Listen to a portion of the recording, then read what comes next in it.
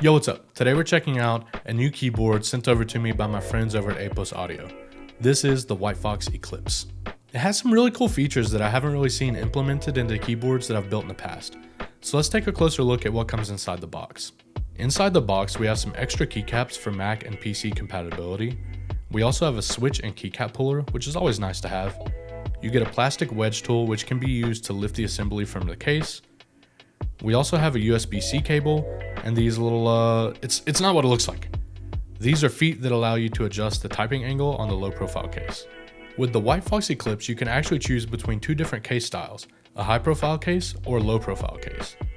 For 130 to 140, you can get the starter case and higher low profile. The board gets a bit more mid-range when we look at the CNC aluminum cases, jumping up to 225 and 315 respectively. Overall, the design of the WhiteFox Eclipse is very clean and minimal. I actually really like the huge round bezels on this board. It makes it feel more approachable in a way.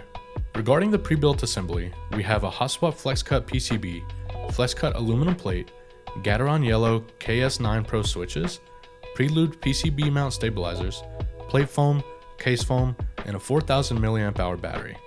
The pre-built assembly actually sounds pretty good. The volume levels aren't too crazy, so if you plan to use this for the office, you could totally do that straight out of the box. Let's take a listen and see how the high profile and the low profile cases sound in this pre-built configuration.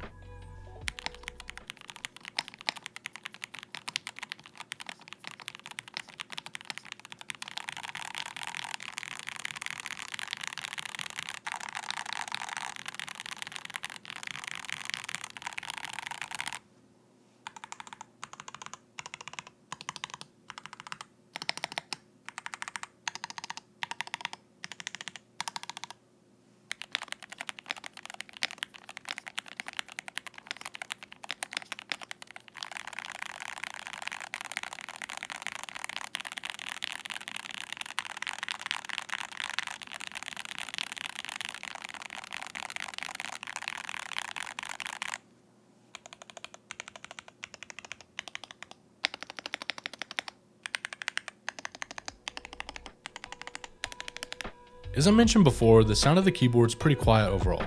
It's got a nice little pop to the sound, but definitely more on the quiet end of the spectrum. The switches are super smooth and the typing feel is very soft overall. I think if we wanted a more loud sound, we would need to use some long pole switches or try to tape the PCB. But for now, let's toss in some Zaku 2 switches. These are a long pole tactile, and let's change the keycaps to GMK Hanami Dango, a cozy cream set with pops of green and red. Since these are ABS material, they should produce a more rich and clean sound compared to the deep sound of the die-sub PPT caps that are included. Let's see how it sounds now.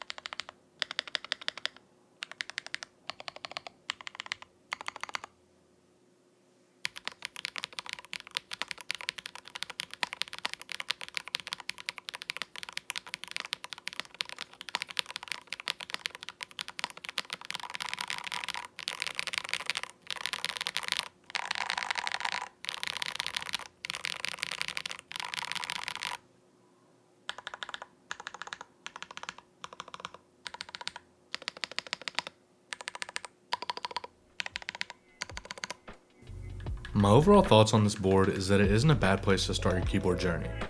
It sounds miles better than the first pre-built board that I ever bought. With all the features and what's included, I think the value is really good for the starter case, although I can't speak to the sound of it, but the price is great for just $140. Upgrading to the CNC cases where the price is $200 to $300 is where I'm trying to decide if it's worth picking up over other boards that exist in the custom space right now.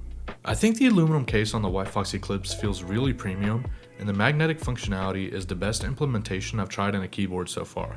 I think if you're looking for a mid to high pitched sound signature, you'll definitely need to swap the switches and keycaps to achieve this in this board.